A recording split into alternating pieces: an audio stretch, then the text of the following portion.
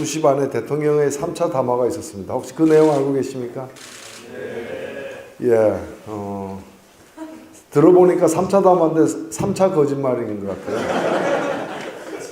1차 담화 때는 본인이 대통령께서 사과를 하면서 최순실 씨의 도움을 받았다. 연설문도 좀 손을 봤다. 그러나 대통령 그 당시 당선 초기에 보좌 체계가 없어서 그랬고 곧 보좌 체계가 마련되면서 최순실 씨와는 관계를 끊었다. 이렇게 얘기를 했습니다.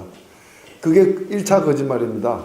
그 이후에 검찰 수사 과정에서 최근까지 최순실 씨가 그런 연설문 등 국가기밀 서류까지 다 보게 되는 정황이 있었고, 그뿐만이 아니라 대기업들에게 청탁을 한다거나 하는 최순실 씨의 심부름을 대통령이 하는 그런 진술까지도 다 나왔습니다. 두 번째 담화 때 대통령은 검찰 수사를 성실하게 받겠다고 국민들에게 약속했습니다. 이게 두 번째 거짓말입니다. 검찰 수사 완전히 거부하고 있습니다. 오늘 세 번째 거짓말을 했습니다.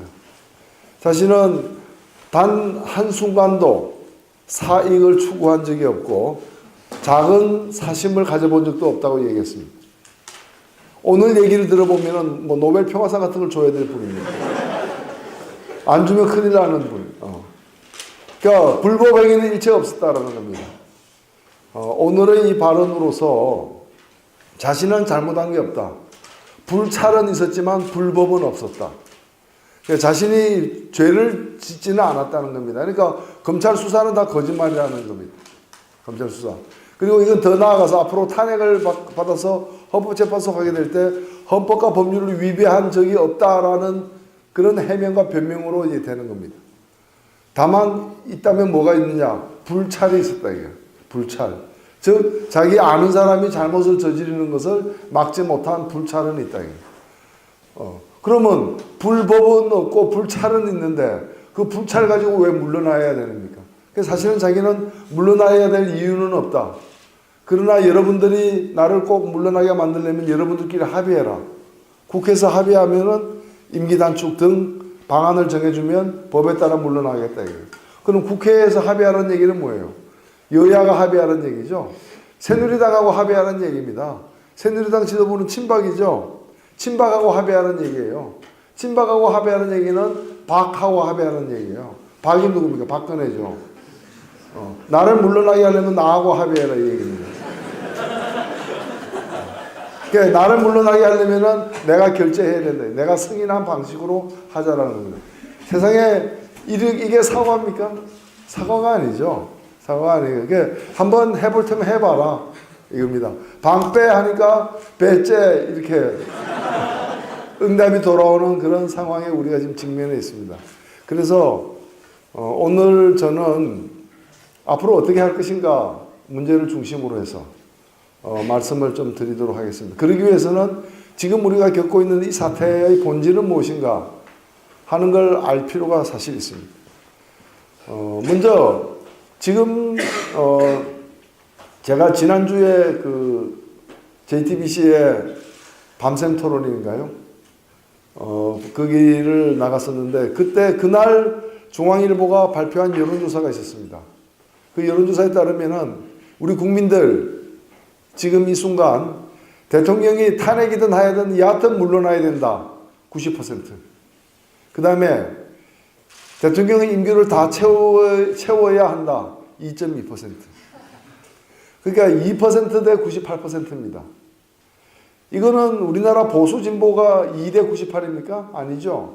영남 호남이 이렇습니까? 아니에요. 노소가 나이 든 세대와 젊은 세대가 그렇습니까? 아니에요. 여야도 아니에요. 이런 98대 2라는 경이로운 통합성. 우리 국민이 혼연일치가 된 거는 처음이에요. 처음이에요. 제가 볼 때는 이건 박근혜 대통령은 잘 모르겠지만은 본인의 유일한 업적이에요. 국민을 갖다가 하나로 그냥 뭉치게 만들었다 이게. 남녀를 뛰어넘고 보수 진보를 뛰어넘고 지역을 뛰어넘어서 혼연일체가 되게 만든 그러나 유일무이한 업적. 이제 이 사태가 그럼 왜 이렇게 됐느냐? 그 중심에 대통령이 있기 때문입니다. 사실은 우리가 뭐 권력형 비리 많이 겪어왔죠. 사실은 많이 보아왔습니다. 특히 대통령과 연관된 권력형 비리 과거에도 없지 않았어요. 그러나 그 연관이라는 게 대개 보면은 대통령의 못난 형, 못난 아들, 못난 친인척들이 꿰매 빠져가지고 일시적으로 무력에 어두워가지고 크고 작은 어떤 그런 비리에 연관되어가지고 재판을 받거나 심지어는 감옥까지 가는, 대체로 아들들은 감옥을 많이 갔어요. 모든 아들들이 감옥 간 건 아니지만은 그런 일들이 이제 있어 왔고 우리의 아픈 역사가 되어 있습니다만은 이번 사건하고 비교할 바는 아니다 이거. 왜? 이번 사건은 대통령 자신이 주인공이라 이거. 주범이란 얘기죠. 주범. 과거에는 보면 대통령이 직접 연관된 건 아니었어요. 대통령이 윤리 도덕적 그리고 정치적 책임을 져야 되는 상황이었기 때문에 큰 뭐 대통령 지지도도 떨어지고 대통령이 탈당도 하고 뭐 이런 귀결이 있었지만은 이번처럼 대통령이 이제 주연이에요, 주연. 근데 가만히 보면 주연만이 아니에요. 감독도 했어. 그리고 보니까 제작까지 한 거예요. 다 한 거예요. 엑스트라 빼고 다 했다 이게. 그게 이번 사건의 실체입니다. 그럼 대통령이 뭘 했느냐? 크게 두 가지. 많은 워낙에 이번 사건은 보면은 일종의 뭐 종합예술처럼 뭐 예술에 대한 모독인데 장르가 굉장히 다양해요. 뭐 무속부터 시작해가지고 뭐 스포츠에다가 말에다가 펜싱에다가 온갖 그 다음에 이제 뭐 각종 의약품, 향정신성 무슨 뭐 별의별 게 다 튀어나오는 굉장히 복잡다단한 것처럼 보이지만 핵심은 두 가지다 이게. 하나는 뭐냐? 왜 전 국민이 90% 이상이 임기가 1년 4개월이나 남은 대통령을 물러가라고 할 정도로 물러가란 말이 쉬운 얘기가 아니잖아요. 우리가 대통령 직선제가 새롭게 시작된 이후로 즉 1987년 이후로 6명의 대통령을 선출했지만 그 6명 대통령 중에 임기 말에 지지율이 한참 떨어지고 국민들의 지탄을 받았던 사람들도 꽤 있지만 그러나 물러가라 하야하라 라는 대다수 국민들로부터 물러가라 하야하라 퇴진하라는 얘기를 들은 사람은 없었어요. 이번이 처음입니다. 왜 이렇게 됐느냐? 왜 이렇게 국민들이 전례 없이 화가 나고 도저히 한순간도 저 사람은 그대로 둬서는 안 되겠다라는 그런 위기감을 갖게 되었느냐? 바로 대통령이 저지른 일 때문인데 그 일의 핵심이 뭐냐? 권력을 사유화했다라는 겁니다. 이 말이 좀 어려운데 즉 대통령이라는 권력, 우리나라에서 최고의 권력, 이 최고의 권력을 갖다가 사적 이익을 추구하는 방식으로 불법 편법으로 권력을 행사했다라는 겁니다. 대통령의 권력은 개인의 권력이 아니죠. 사유물이 아니죠. 제가 그래서 비교하기 쉽게 여러분들이 뭐 운 좋게 복권에 당첨됐어요. 어떤 사람이 1,000만 원짜리 복권에 당첨됐어. 500만 원 정도 세금을 내고 500만 원 정도를 자기가 갖게 되죠. 그 500만 원은 뭡니까? 개인의 재산이죠. 사유재산이죠. 자기 마음대로 처분해도 상관없죠. 그렇죠? 그 500만 원 가지고 뭐 떡볶이를 300만 원 사 먹든 순대를 200만 원치 사 먹든 그거는 본인 마음이에요. 옆에서 혀를 찰지언정 뭐라고 할 수가 없어요. 그런데 대통령의 권력, 대통령이 당선돼서 경쟁을 통해 가지고 치열한 경쟁에서 당선되는 것은 자기가 잘나서 그렇게 돼 있지만은 대통령이 가진 권력은 마음대로 써도 되는 권력이 아니에요. 헌법과 법률에 따라서 써야 되는 거예요. 대통령의 권력을 어떻게 행사하는가에 대해서는 법에 다 나와 있어요.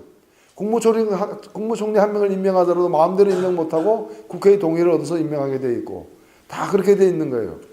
그런데 이 대통령이 이 권력을 갖다가 자기 마음대로 썼다는 거예요. 자기 마음대로. 우리가 그 대형 비행기 있죠. 인천공항에서 미국까지 가는 그런 이제 비행기. 수백 명의 승객을 태우고 갑니다. 가장 중요한 그 비행기를 모는 사람이 기장이 거예요. 기장, 부기장 뭐 그런 사람은 조종사 자격증도 있어야 될 거고 면허가 있어야 될 거고 그 다음에 오랜 기간 동안 비행기를 몰아왔다는 그런 경력도 필요할 것이고 그러나 이 두 가지만 있으면 자기 마음대로 비행기를 몰아도 됩니까? 이륙할 때부터 착륙할 때까지 언제 바퀴를 집어넣고 내리고 고도를 어떻게 유지하고 항로를 어떻게 잡는가 이 모든 것은 매뉴얼이 다 나와 있어요. 자기 마음대로 운전하는 게 아니라 매뉴얼대로 비행기를 몰아야 되는 거죠. 만일에 그런 걸 다 지키지 않고 마음대로 몰았다는 당장 면허가 박탈되거나 조종석에서 끌어내려야 되는 거죠. 이 대통령은 그보다 더한 거죠. 훨씬 더 거대한, 강력한, 정교한 권력을 행사하는 사람이기 때문에 이 대통령이 이번에 보니까 자기 마음대로 권력을 행사한 거죠. 사적 이익을 추구하는데 기업들로부터 돈을 강탈하다시피 심지어는 정유라 초등학교 동창의 아버지가 하는 중소기업, 그 중소기업에게 일감을 주라고 대통령이 나서서 정봉구 현대그룹 회장에게 직접 얘기를 해서 직접 얘기하는 그래서 10억 원어치 뭐 매출을 올려줬다. 그리고 외국 나갈 때 해외 순방 갈 때 경제사절단 포함시켜서 비행기에 태우고 갔다. 이게 말이 되는 얘기가 아니죠. 이런 권력을 사적 이익을 추구하는 방식으로 쓰고 또 매뉴얼대로 안 했다는 거예요. 국가 기밀, 그 중에서도 국방에 관련된 기밀, 외교 관련된 기밀, 이게 다른 나라나 경쟁 국가나 아니면 적성 국가에 들어가면은 나라가 위험해지는 그런 기밀들, 국무총리도 보지 못하고 비서실장도 보지 못하고 오직 한 사람, 대통령만 봐야 하고 볼 수 있는 그런 문서가 밖으로 나가가지고 아무런 통제도 받지 않는, 아무도 경호하지 않고 아무도 검열하지 않는, 그리고 선출되지 않은 권력, 자격도 없는 그런 사람들이 그거 보고 마음대로 보고 전화 걸고 심지어는 최 선생님 컨펌했어요? 물어보고 누구 결재를 받는 거예요? 우리는 대통령 한 명을 뽑았는데 한 명이 더 있었던 거예요. 대형마트에 가면 뭐 1+1이 있다 그러는데 이거는 뭐 대통령이 보기에 1+1이야. 뽑기는 한 명을 뽑았는데 안 뽑은 사람이 하나 있는 거예요. 비행기 조종석을 열어보니까 조종사가 지 맘대로 운전을 하는데 그 옆에 보니까 조종사가 동네 친구를 갖다 앉혀놓고 면허도 없는 사람 같이 비행기를 몰고 왔다. 이게 그렇게 되면 어떻게 되는 겁니까? 당장 조종석에 내려야 되는 거죠. 이 과정에서 드러난 거는 뭔가 하면은 권력에 대한 이해, 민주주의와 시스템에 대한 이해가 결여된 사람이 대통령을 했다. 대통령으로서 과오를 범한 게 아니라 대통령이 되면 안 될 사람이 대통령이었다는 걸 우리 국민들이 뒤늦게 3년 8개월이 지난 후에야 알게 된 거예요. 거기서 오는 황망함, 참담함, 속았다는 그 문제의식. 그렇기 때문에 대통령이 사과해서 될 문제가 아닌 거예요. 이거 다시는 이런 일이 없어야 된다는 그런 심정으로 내려오라고 하는 것. 그게 이 사태가 과거의 권력형 비리 어떤 그런 사태와 다른 지점입니다. 또 하나는 뭐냐? 이번 일에 뭐 다양한 여러 가지 일들이 있었지만은 뭐 가장 큰 핵심적인 사안은 뭐냐? 바로 정경유착입니다. 정경유착. 그러니까 가운데 대통령이 있었다면 한쪽 끝에는 최순실 등 대통령이 자신의 권력을 행사함에 있어서 개입시키면 안 되는 일련의 무리들, 그 일련의 무리들과 더불어서 함께 사적 이익을 추구했던 그 잘못이 있는 것이죠. 이게 권력의 사유화가 권력의 사유화 현상이 일어난 부분입니다. 또 다른 한편으로는 가운데 대통령이 있고 한쪽에 소위 말하는 재벌들이 있습니다. 재벌. 대기업 집단들, 그리고 그들의 어떤 연합체인 정경련, 이 관계가 대단히 심각한 양상으로 전개되었다라는 겁니다. 어떻게 전개되었느냐? 지금 제가 이번 이 사태가 첫 번째 촛불이 있었던 날이 10월 29일입니다. 10월 29일. 오늘이 딱 한 달이 되는 날, 한 달이 넘는 날이죠. 딱 한 달입니다. 엄청난, 이 한 달 사이에 엄청난 일이 지금 벌어진 겁니다. 한 달 사이에. 그런데 10월 29일 날이 첫 번째 촛불이 있었던 토요일이었는데 그 주의 월요일 날이 결정적인 날이었어요. 그 주의 월요일 날인 10월 24일 날 밤에 JTBC에서 문제의 태블릿 PC, 그 대통령의 연설문이 밖으로 흘러나갔고 그걸 최순실 씨 같은 상상할 수 없는 그런 인물들이 그걸 보고 있었다라는 그 엄청난 뉴스가 10월 24일 날 보도가 되었고 그 주 말에 촛불이 이제 처음 광장에서 열리게 된 겁니다.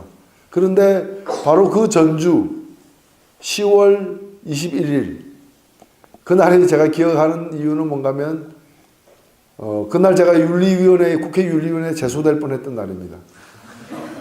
그날이 2016년 국정감사 마지막 날이었고 그 국정감사 마지막 날 대통령 비서실 즉 청와대를 감사하는 날이었어요. 그래서 청와대 비서실장 대통령 그 다음에 지금 구속되어 있는 안종범 그 다음에 불려갔다 나온 문고리 3인방 중에 한 명인 그 비서관 뭐 이대만 예 뭐 등해서 틀렸나요? 그런 사람들이 쭉 국정감사를 받고 있는데 그 자리에서 제가 처음으로 그때까지만 하더라도 최순실 게이트였어요. 다들 최순실을 갖다가 규탄하고 최순실을 질문하는데 저는 이것은 박근혜 게이트다. 주범은 박근혜다. 탄핵 사유가 될 수 있다. 그리고 이것은 자발적인 헌금이라고 대통령은 얘기했는데 사실은 이것은 강제 모금이다. 그리고 이 모든 것을 갖다가 대통령이 처음부터 K스포츠재단, 미르재단 다 처음부터 이 재단을 만드는 데 관여했고 돈을 모아내는데 주도적으로 이끌었고 사업이 어떻게 진행됐는지 이것이 최순실 등의 일당에 의해서 변칙적으로 사업 진행되는 걸 다 알고 있었고 그러니까 대통령이 이 사태 전체의 어떤 주범이다라는 걸 갖다가 얘기를 하면서 그런데도 본인은 잘못했다고 생각 안 하고 있으니까 이것이야말로 죄의식 없는 확신범 아니냐 이렇게 얘기를 했어요. 난리가 났습니다.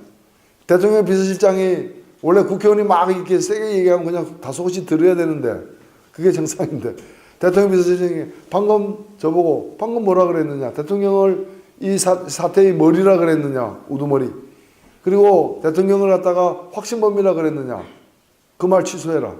그 다음에 일련의 그 새누리당 의원들이 다 일어나가지고 한마디씩 사과해라 취소해라 윤리 제소하겠다. 그래서 내가 무슨 뭘 잘못했냐 오히려 사실을 나는 얘기했을 뿐이다 거부를 했고 윤리 뭐 제소한다고 이제 그쪽에서 얘기를 했습니다. 그게 이제 10월 21일입니다. 제가 박근혜 대통령이 사실상 주범이라는 얘기를 처음 했던 날입니다. 그리고 일주일 후에 이제 촛불이 들기 시작했는데 이번 제가 왜 그런 얘기를 했느냐 이게 그 뒤에 다 밝혀졌지만은 어찌 보면 가장 대형 정경유착이라고도 볼 수 있습니다. 실제로 보면은 미르재단이 만들어진 것은 작년 2015년 10월 27일 날 현판식을 했습니다. 근데 이 미르재단에 돈을 갖다가 한 500억 정도를 모아냈는데 그거는 어디서부터 시작됐느냐 그해 작년에 7월 24일 날 대통령이 재벌 총수 7명을 갖다가 이틀에 걸쳐서 만납니다. 한 명 한 명씩 독대를 합니다. 만나서 돈을 달라고 얘기. 이건 다 재벌 총수들이 이번에 검찰에 불려가서 진술한 겁니다. 각 재벌마다 30억, 40억씩 돈 내놔라 해가지고 재벌들이 대통령이 내놔라고 하니까 대통령이 내놔라 하면 그게 순수한 권유입니까? 우리가 시장에서 조그마한 가게 장사하고 있는데 그 시장을 누비고 있는 덩치가 이렇게 크고 온몸에 문신투성이에다가 칼자국도 이렇게 선명한 그런 덩치들이 어깨들이 와가지고 시장의 평화를 위해서 협조하시죠. 우리 시장의 발전을 위해서 가게당 100만 원씩 내면 좋겠다 이러면 그게 협박이지 위력에 의해서 강제로 모금하는 거잖아요. 그렇게 해서 돈을 갖다가 모았습니다. 근데 그 과정에서 정경련이 한 달 후에 정경련의 이름으로 5가지 요구를 합니다. 성과 연봉제, 즉 성과대출제, 쉬운 해고, 대체근로제, 재벌들의 어떤 수건 입법 요구를 5개로 압축해가지고 그걸 발표를 합니다. 그러니까 돈을 내긴 내는데 그냥 내기 어렵다. 우리도 뭔가를 얻는 게 있어야 된다. 이거죠. 거래죠, 거래. 그래서 그 요구를 하고 보름 후인 9월 16일 날 새누리당에서 당론으로 채택을 합니다. 그리고 다시 약 한 달 후인 10월 24일, 25일 양일간 걸쳐서 500억을 냅니다. 재벌들이. 그리고 10월 27일 날 미르재단 현판식을 합니다. 그리고 현판식 하는 날 박근혜 대통령이 국회를 방문해가지고 재벌들이 요구한 5대 입법을 추진하겠다고 공개적으로 연설을 합니다. 그래서 그 당시에 저도 이거는 청부입법이다 이렇게 얘기했어요. 그러나 저는 청부입법에 얘기하면서도 그 대가로 무슨 돈이 오갔는지는 그 당시에는 몰랐어요. 이번에 보니까 다 밝혀진 거예요. 이번에 보니까. 예를 들면은 삼성 같은 경우에는 이번에 돈을 제일 많이 냈어요. 두 재단에 삼성이 낸 돈이 204억이에요. 여기다가 더하기 35억. 정유라 말 사고 가르치는 코치 월급 주고 정유라 일행이 묵는 모텔 하나 사고 이거 하는데 35억. 35억을 들였어요. 근데 며칠 전에 보니까 여기 플러스 또 48억. 그래서 알려진 것만, 드러난 것만 도합 약 300억 정도의 돈을 썼어요. 많은 사람들이 이렇게 얘기합니다. 역시 삼성이 돈이 많으니까 많이 썼구나. 그리고 삼성은 마치 이런 표정입니다. 우리는 돈이 많기 때문에 많이 뜯겼다. 피해자다. 이런 식으로 지금 얘기를 하고 있어요. 검찰의 공소장에도 보면 피해자로 돼 있어요. 직권남용을 통해 가지고 돈을 강탈하다시피 가져갔고 재벌들은 안 내기 힘들어서 냈다. 롯데님은 다 들어가서 그 진술을 그렇게 했어요. 과연 삼성은 피해자인가? 저는 아니라고 생각됩니다. 그건 뭐냐? 동업자다 이게. 공범관계다 이게. 뭐냐? 뇌물을 주고받았다. 돈을 강제로 뜯긴 가해자와 피해자가 아니라 뇌물을 주고 그 대가를 받은 공모관계에 있고 공범관계에 있다 이게. 뇌물죄를 가지고서. 그럼 삼성은 뭘 얻었느냐? 삼성은 뭘 얻었느냐? 대표적인 게 삼성은 그 당시에 어떤 일이 있었느냐? 삼성은 이건희 씨로부터 이재용 회장, 부회장으로 승계를 하는, 경영권을 승계하는 과정에 아직도 있습니다. 여기서 필요한 게 자기들이 일정한 삼성전자 지분을 가져야 됩니다. 삼성전자 지분을 갖기 위해서, 삼성전자 지분을 갖고 있는 제일모직, 그리고 삼성물산을 갖다가 통합시키는 과정에서 제일모직이 갖고 있는 삼성전자 지분이 자기들에게 필요했던 거예요. 근데 이걸 갖다가 지분 가질 수 있죠, 사실은. 정당하게 돈 주고 사면 되죠. 근데 이걸 갖다가 싸게 사기 위해서 삼성전자 지분을 갖고 있는 삼성물산의 가격을 후리친 거예요. 싸게 매긴 거예요. 싸게. 얼마나 싸게 매겼느냐? 한 3천억 정도 싸게 매겨버린 거예요. 근데 그러면 삼성물산의 대주주가 국민연금이에요. 11%를 갖고 있어. 삼성물산에. 그러면 이걸 3천억 싸게 팔면은 바로 국민연금이 3천억 손해를 보는 거예요. 그럼 국민연금이 바보가 아닌 다음에야 그걸 3천억 싸게 팔면 안 되는 거죠. 근데 결과적으로 3천억 싸게 팔았어요. 그럼 그 국민연금에게 싸게 팔도록 강요한 그 위에가 누구냐 이거죠. 지금 그게 안종범 등이 그걸 싸게 팔도록 하고 이사장도 바꾸고 다 작업을 한 겁니다. 결국에 삼성이 역시 삼성이에요. 역시 삼성. 다른 기업들은 그냥 뜯겼는지 몰라도 삼성만큼은 300억 내고 3천억 벌은 거죠. 이런 장사가 어디 있어요. 그러니까 이거는 불법 거래예요, 거래. 이 정경유착이 왜 문제가 되느냐? 왜 문제가 되느냐면요. 자, 이거 비교해보면 이렇게 됩니다. 그럼 정경유착 말고 건강하게 문제를 푸는 방법이 있느냐? 있습니다. 어떤 거냐? 세금을 내면 돼요. 제가 그 법인세 인상안을 냈습니다. 법인세 인상안. 그걸 가지고 법인세를 갖다 인상하게 되면은 약 5조 6천억 정도 우리나라 대기업들이 세금을 더 내게 됩니다. 1년에 5조 6천억 정도. 세금을 더 내게 되는데 만일에 세금을 내는 방식으로 돈이 모아지면 어떻게 됩니까? 세금 많이 내면 정부에서 뭘 줍니까? 그 대가로 표창장을 줍니다. 종이 한 장. 야, 다른 대가가 없는 거 세금만 내는 거예요. 표창장 한 장 받는 거지. 성실 납세했다. 그 대신에 그 세금으로 낸 돈은 어디로 뒷골목으로 갈 수가 없죠. 국가 예산으로 편성되죠. 그리고 국가 예산은 누가 어떻게 편성합니까? 정부의 전문가들에게 또 국민들에 의해서 뽑힌 국회의원에 의해서 예산이 어디 쓰여져야 되느냐, 복지냐 뭐냐 그게 대해서 치열하게 따져가지고 그 기업들이 낸 세금이 예산에 편성되고 그 편성된 예산은 그대로 집행되는 거고 제대로 집행했는지 누구 호주머니 혹시 잘못 들어갔는지 다 결산 감사해가지고 투명하게 공개되는 거죠. 돈이 이렇게 쓰여져야 되는 겁니다. 그런데 같은 돈이라도 세금을 안 내고 다른 방식으로 낸다. 박근혜 정부 들어와가지고 1년에 준조세, 세금이 아닌 강요에 의해서 할 수 없이 강요당해서 내는 돈, 우리나라 기업들이 연간 15조입니다. 준조세가. 세금보다 더 내고 법인세 인상을 그렇게 반대하면서도 15조 준조세를 내. 아니 법인세를 내면은 6조만 내면 되는데 왜 준조세를 15조씩 일부러 내느냐? 그게 더 낫거든. 뭐가 더 나은가? 세금 내서 돌아오는 거는 표창장 한 장이지만은 준조세를 내면은 이번처럼 돈을 낸 대가로 다른 걸 받잖아요. 삼성처럼 300억 내고 3천억을 받든가 아니면 어디처럼 총수가 사면되거나 감옥에 있는 총수가 사면돼 석방되거나 아니면은 SK나 롯데처럼 면허가 날라갔던 면세점 탈락이 됐던 면세점 다시 재심사하는데 집어넣거나 이런 식으로다가 자기들이 내는 강요당해서 내는 기부금보다도 더 많은 이익을 얻을 수 있는 대가가 있는 거예요. 그러니까 우리 국민들 입장에서는 뭐냐? 국민들은 관계없는 위에서 벌어지는 일이냐? 그게 아닌 거죠. 만일 이것이 세금으로 고쳐졌다면 우리 국민들에게 도로를 하나 더 놓거나 복지가 더 늘어나거나 하는 식으로 국민들에게 혜택이 가는 방향으로 돈이 쓰여졌을 거 아니에요. 근데 이거는 이런 관계에서는 국민들이 완전 빠지는 거죠.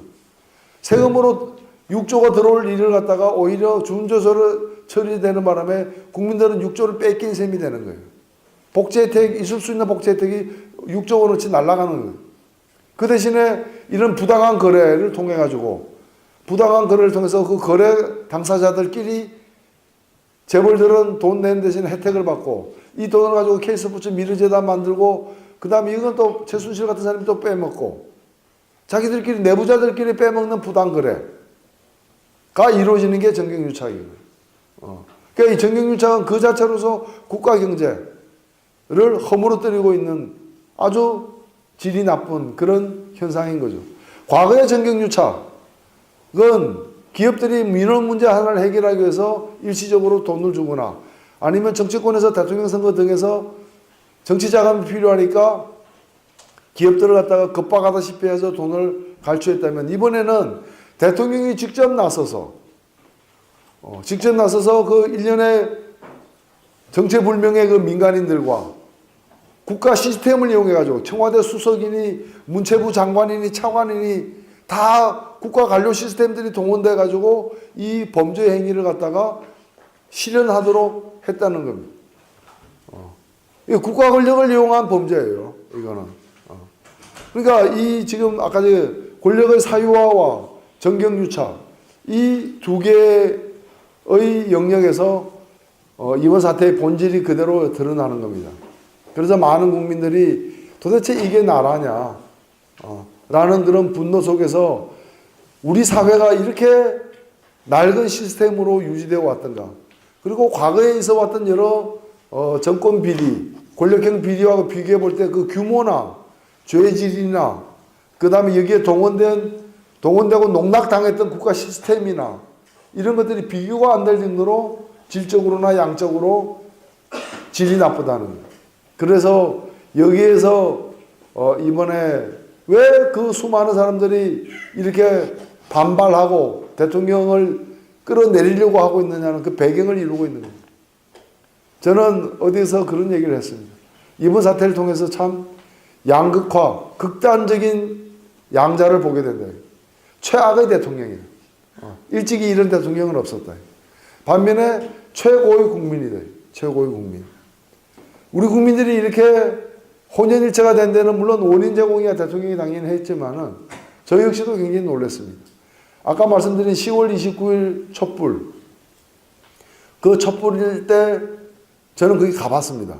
오라고도 초청도 안 받았는데 그래도 이 사태 때문에 이제 이 문제를 가지고 저는 국정감사 때 계속해서 문제 삼았던 사람으로서 국민들의 첫 이 반응, 오프라인에서의 반응이 촛불로 나타났기 때문에 어떤 목소리들이 나오는가를 듣기 위해서 경청하기 위해서 갔습니다. 갈 때 저는 이제 속으로 저희들은 이제 이런 경험이 이제 다소 있기 때문에 이런 데 갈 때 항상 예상을 합니다. 몇 명이 모일까? 그래서 가서 또 검증을 합니다. 몇 명이 모였구나. 5천 명이 모일 줄 알고 갔습니다. 한 5천 명은 모일 것 같다. 많이 모일 것 같다는 뜻이죠. 갔더니 2만 명이 모였습니다. 그래가지고 주최하는 단체도 불분명했어요. 누가 주최자인지도 모르겠어요. 하여튼 하고 있는 거예요. 갔더니 정치인들도 몇 안 왔어요. 그래서 저하고 이재명 성남시장하고 김종훈 의원하고 3명이 올라가서 마이크를 주길래 그 후로는 마이크 안 줬어요. 사람이 많이 안 왔으니까 2만 명 정도 정치인도 많이 안 오고 하니까 가서 연설도 하고 이랬는데 일주일 후에 11월 5일 날 또 같은 장소에서 열렸어요. 그래서 저는 그 다음에는 확실히 더 많이 올 것 같다. 그래서 5만 명은 올 것 같다. 지난번에 2만 명 왔으니까. 그래서 갔는데 20만 명이 왔어요. 20만 명. 마이크 안 주지. 20만 명이 오니까. 끝날 때 집회 마무리할 때 그냥 마이크 주셔서 그때 한마디 그냥 했습니다. 그래서 그 다음 주 세 번째 집회 11월 12일 날 그날 100만 명 왔습니다. 100만 명 오는데 첫 번째 그 촛불을 기준으로 놓고 보면 2주 만에 100만 명 모인 겁니다. 87년에 100만 명 모이고 처음 100만 명 모였다고들 얘기를 하는데 87년에도 제가 100만 명 모이는 현장에 있었는데 그때 100만 명 모이는데 얼마 걸렸는가? 6개월 걸렸습니다. 그해 87년 1월 달에 경찰의 고문에 의해 가지고 박정철 학생이 사망하고 그 다음에 2월 7일, 3월 3일, 4월 13일 이렇게 계속해서 집회가 열리면서 점점 국민들의 분노가 커져가지고 그 6월 달에 100만 명 모이는데 최소 6개월이 걸렸습니다. 이번에는 2주. 물론 그때와 다른 게 뭐 핸드폰도 있고 스마트폰으로 상황을 다 파악하고 이런 면도 있지만은 그 모인 사람들이 구경하러 모인 게 아니라 다 같은 생각을 가지고 모인 거예요. 그런데 이 100만 명이 모였는데 유리창 한 장 안 깨졌어요. 100만 명이 모이면 유리창이 몇십 장 깨지는 게 정상이에요. 한 장도 안 깨지면 이건 비정상이야. 굉장히 절제했다는 거예요. 그냥 자연스럽게 하면은 수십 장 유리창 깨지는 게 정상인데 자연스럽지 않게 했다는 거예요. 굉장히 사고 나면 안 된다. 라는 그런 어떤 나름대로의 어떤 절제력을 발휘한 거예요. 그래서 제가 공개적으로 대통령에게 얘기를 했습니다. 평화 시위로 끝났다고 해서 우습게 보지 마라. 화염병을 안 던졌다 그래서 이걸 갖다가 가볍게 보면 안 된다. 오히려 화염병 던지는 시위대보다도 100만 명이나 모였는데도 유리창 한 장 안 깨질 정도로 절제력을 발휘하는 이 시민들의 모임, 집단이 더 무서울 수 있다. 이걸 우습게 보면 안 된다. 이제 그런 얘기도 했습니다. 이런 과정에서 사실은 많은 에너지, 새로운 요구들이 분출하고 있습니다. 여러분들도 아마 직접 그 현장에도 가보셨겠고 또 여기저기 또 우리가 언론을 통해서도 이렇게 그 많이 접하고 있겠습니다만은 가보면은 박근혜 하야하라, 뭐 퇴진하라, 그 다음에 이게 나라냐 이런 선풍깃이 제일 많이 눈에 띄는데 거기서 나오는 요구들을 그리고 그 희망들을 들어보면은 대통령 물러가라는 것만이 아니에요. 그것은 어찌 보면은 반드시 이루어져야 될 필수적인 목표이자 과제이지만 그게 전부다는 아니에요. 그리고 대통령 한 명 물러가면 우리는 참 잘 살 거야. 우리나라는 참 좋아질 거야. 이런 일이 없는 그런 새로운 나라가 될 거야 라고 생각하지 않는다는 거예요. 대통령이 물러가라는 것은 이 사태의 가장 큰 법적 정치적 책임을 져야 될 사람이니까 물러가야 되지만 우리 사회가 안고 있는 많은 여러 문제들이 이번 사태 과정에서 드러났는데 그런 것들도 마찬가지로 해결돼야 된다는 것. 대표적인 게 정경련. 이 정경유착 이거 어떻게 할 거냐 이거예요. 이거 어떻게 할 거냐. 이런 그 우리나라 서열 1위부터 시작해서 약 30위까지의 그런 대기업들이 이런 규모가 큰 권력형 비리에 다 연관이 되는 그런 나라가 어디 있습니까? 어느 나라에 이런 일이 있는 거예요? 정경련 보시. 제가 전국경제인연합회, 정경련을 그전부터 일찍이 제가 전국경제사범총연합이다. 그래서 정경련이다. 그게 기본 전과가 전과 5범, 6범, 7범, 10대 재벌 정도 되려면 10범 이상들이에요. 세상에 이런 나라가 어디 있냐, 이거예요. 한두 번도 아니고. 매번 대통령 선거 때마다 불법 정치 자금, 무슨 사건 때마다 이런 권력형 비리에 연관되어 있는 정경련 해체해야 됩니다. 정경유착 하면은 이제 다른 나라 같으면은 그렇게 큰 기업들이 회계장부를 이중으로 만들어서 비자금 빼고 이러면은 그 총수는 미국 같은 경우는 징역 130년 뭐 이렇게 받습니다. 회사 하나가 완전 망하도록 만들어버려요. 다시는 그런 일들이 일어나지 못하도록 하는데 우리는 어떻습니까? 글로벌 시대에 지금 삼성전자만 하더라도 외국인 투자자가 반이 넘잖아요. 그런데 이런 식으로 해가지고 주주들, 대주주들 몰래 뒷돈 빼가지고 그걸로다가 이권을 얻고 그걸로다가 뇌물 주고 이런 불법 거래 부당한 그런 영업을 해왔다는 게 드러나면 그거 어떻게 됩니까? 그래서 이번 기회에 우리 사회에서 이게 대통령 한 명이 물러나는 걸로 끝날 것이 아니라 완전히 이 정경유착이 뿌리 뽑히는 그런 사회가 돼야 된다. 그런 사회가 돼야 된다. 그리고 검찰 보십시오, 검찰. 검찰이 최근에야 수사를 열심히 하고 있습니다. 이제 보니까 대통령이 언제 끝나든 끝날 사람 같고, 이 정권에 충성할 일은 없을 것 같고, 그리고 다음 정권이 들어설 것이고, 그렇다면 이번 사태에서 자기들의 어떤 처신, 이제 그런 식으로 움직이고 있는 거예요. 누가 다리 부러진 사자를 보고 달려드는 하이에나 같다라고 표현했습니다만은, 그런 식으로. 초기에, 지난 9월 달에 최순실 게이트가 처음 시작됐을 때, 특별수사본부를 만들어 놓고 검사를 2명 파견했어요. 지금 33명 가 있어요.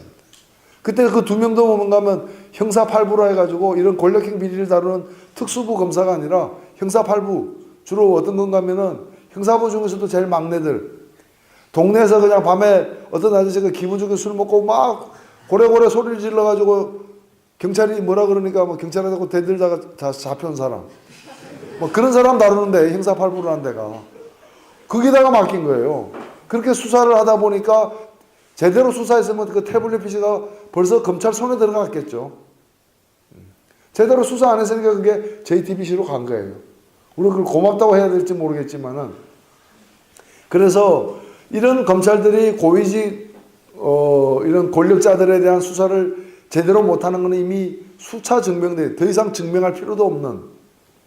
그렇다면 이것을 이제 검찰의 기소 독점권을 해제해가지고 공수처, 고위공직자 비리를 독립적으로 수사하는 기관을 따로 만들므로써 한편으로는 검찰을 견제도 하는 그런 검찰 개혁이 반드시 이루어져야 된다는 거예요. 그 다음에 언론. 이번에 KBS, MBC 보십시오. 제 역할을 과연 했습니까? 제 역할을 못했기 때문에 그 내부가 지금 굉장히 심각한 상황입니다. 얼마 전에 KBS, MBC, YTN, 그 다음에 SBS 이 네 군데서 기자들의 총회가 열렸어요. 도대체 이 상황이 되도록 우리 언론은 뭘 했느냐? 우리는 언론으로서 제대로 역할을 하고 있느냐? 오히려 국민들이 진실을 알지 못하게 하는데 우리가 더 앞장선 건 아니냐? 그 중에서 내가 YTN 총회에서 나온 어떤 기자가 한 발언이 지금도 기억에 생생합니다. 그 기자가 뭐라 그러는가 하면 그 JTBC가 10월 24일 날 그 태블릿 PC 내용을 공개함으로써 이 사태가 최순실 게이트에서 박근혜 최순실 게이트로 전환이 되면서 크게 문제가 됐는데 만일 그 태블릿 PC가 YTN 기자가 만일 입수했다면 YTN에서는 과연 그걸 방영했을까? 자기가 생각할 때 YTN 기자가 한 얘기예요. 자기가 볼 때는 우리 YTN에서는 방영을 못했을 것 같다. 그만큼 YTN이 권력의 눈치를 보아왔다는 얘기입니다. KBS나 MBC는 더 한 거죠. MBC는 지금도 그러고 있는 거예요. 지금도.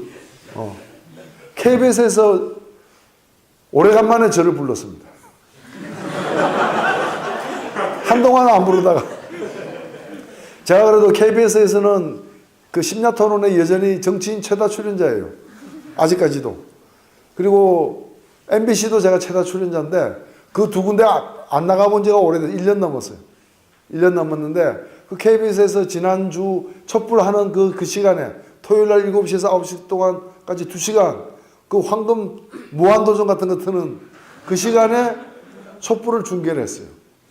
촛불 중계하면서 저 같은 사람 불러다가 한마디씩 하게 토론 2시간 동안. 그 일이 그러니까 최근에 있어요. 그 전까지는 그 이제 보도본부장 사퇴나 뭐 기자들이 들고 일어나니까 이렇게 된 거예요. 언론의 자유가 있기까지 수많은 사람들이 피 땀을 흘려가지고 민주화가 되면서 언론의 자유를 쟁취했는데 쟁취한 언론의 자유를 가지고 뭘 하고 있느냐? 권력을 비호하고 있다.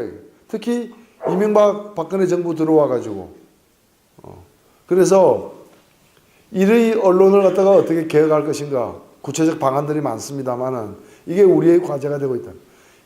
이 이외에도 국정 역사 교과서 문제, 그다음 백남기 농민 물대포로 저렇게 사람이 사망에 이르도록 했는데 아무도 진상도 안 밝혀지고 아무도 처벌을 안 받았죠. 근데 그 집회를 갖다가 주도한 사람 중에 한 명이라는 이유로 한상균 민주노총 위원장은 징역 5년을 받고 지금 감옥에 있는 거예요. 이게 유엔에서 문제가 되고 있대요. 유엔 인권이사회에서 이거에 대해서 규탄하는 성명이 발표되고 2번이나 발표되고 조사관들이 감찰관들이 우리나라까지 와가지고 조사를 다 해가는데 그 유엔 인권이사회 의장국이 누군지 아세요? 어느 나라인 줄 아세요? 대한민국이. 리퍼블릭 오브 코리아. 근데 우리나라가 의장국으로 있는데 그 유엔 인권이사에서 계속해서 물대포 저렇게 하지 말라고 규탄하는데도 안 듣고 있는 거예요. 대한민국의 국가인권위원회에서 3차례에 걸쳐서 물대포 저렇게 쓰지 마라, 저는 사람 다친다 고 했는데도 안 고치고 있는 이런 사태들. 그 다음에 세월호도 여전히 지금 제대로 조사 활동도 안 되고 끝났잖아요. 중단됐잖아요. 다시 조사를 해야 되잖아. 7시간만이 아니라 사건 전모를 갖다가 다시 파헤쳐야 되는 거 아니겠어요? 이런 문제들, 이런 것들이 다 새롭게 해결되어야 한다는 거죠. 그런 점에서 대통령 한 명을 그냥 교체하는 인물 얼굴이 바꿔지는 걸로 끝날 문제가 아니라는 겁니다. 어쩌면 우리 사회가 그동안에 많은 한편으로는 변화도 있었고 또 그 속에서 발전도 있었지만 여전히 해결하지 못하고 있는 오히려 과거보다 더 악화되어 있는 그런 여러 가지 우리 사회 병리 현상들이 이번 사태를 통해서 새롭게 조명되고 그중에서 국민적 합의에 의거해서 가장 우선순위부터 시작해서 무엇이 더 먼저 어떤 방향으로 해결되어야 되는가가 짚어지는 그런 계기가 되어야만 이번 사태가 우리에게 그나마 지금 우리가 드리고 있는 이 사회적 비용이 아깝지 않은 그런 결말을 볼 수 있을 것이라는 것입니다. 그래서 사실은 지금 이 순간이 굉장히 중요합니다. 다들 저 대통령 내려올 거냐 말 거냐, 내려와야 마땅한데 안 내려오려고 저렇게 버티고 있는데 저거 어떡하냐, 또 우리 국민들을 실망시키는 그런 귀결이 되지 않을지 여러 가지 걱정들이 많습니다. 근데 저는 2017년 아마 저는 그렇게 제가 저보고 얘기하면 한참 얘기를 드릴 수는 있는데 이 정도 상황에 왔으면은 대통령은 아마 대통령이 생각하는 거는 그런 것 같습니다. 시간을 끌면은 국민들도 좀 이렇게 생각이 달라지고 여론이 달라지고 정치권도 또 선거가 다가오고 있으니까 자기 살 길이 바쁠 거고 그러면은 전혀 다른 상황이 되면은 좀 여러 가지 이제 스타일은 많이 구겨졌지만은 자기가 또 임기를 또 마치고 대통령으로서 역할을 할 수 있지 않을까라고 생각을 하는 것 같은데 이미 우리 국민들 속에서 대통령의 신뢰와 권위는 다 추락했습니다. 다시 회복될 수 없습니다. 저는 이제 망가질 대로 망가진 대통령이 다시 대통령의 권한 행사도 불가능한 상황입니다. 그래서 저는 어떤 방식으로든 그리고 국민들이 제가 현장에서 확인한 국민들은 물론 여론이란 거는 늘 바뀌기 마련이지만은 이번에 그냥 한번 화난 게 아닙니다. 여기 2주 만에 100만 명이 모여드는 그 속도와 규모 아마 대통령이 버티면 더 나올 거예요. 오늘 대통령이 한 얘기는 뭡니까? 불에다가 기름을 부은 거 아니에요? 촛불 더 필요하다는 역설 아니에요? 촛불 더 필요하다. 100만 개 안 됩니다. 300만 개 들죠, 뭐. 그리고 촛불 들고 나온 사람만이 같은 심정입니까? 여러 가지 바빠서 나오지 않은 사람들도 TV를 보면서 신문을 보면서 다 같은 생각이에요. 새누리당 지지율이 아직도 17%, 18%예요. 근데 대통령 임기 맞춰야 된다는 사람은 2.2%밖에 안 돼요. 이게 보수 진보 여야의 문제가 아니라는 거예요. 이미 국민이 혼연일체가 되어서 강력하게 이 사태의 제대로 된 해결을 요구하고 있는 거예요. 2017년 저는 대통령이 뭐 올해도 아직 한 달이나 남았지만은 머지않아 대통령이 저 자리에서 내려올 수밖에 없다. 어떤 방법으로 어떻게 내려온가는 좀 더 남았지만은 오늘 대통령이 세 번째 담화를 통해서 보여준 태도가 마지막 태도는 아닐 것이라 봅니다. 더 큰 거센, 더 큰 함성이 대통령을 그 자리에서 내려오게 결국 만들고야 말 것이라고 생각되고 또 그를 위해서 노력을 해야 된다고 봅니다. 그런 점에서 보면은 대통령이 임기를 채우지 못하고 내려오는 직선제 실시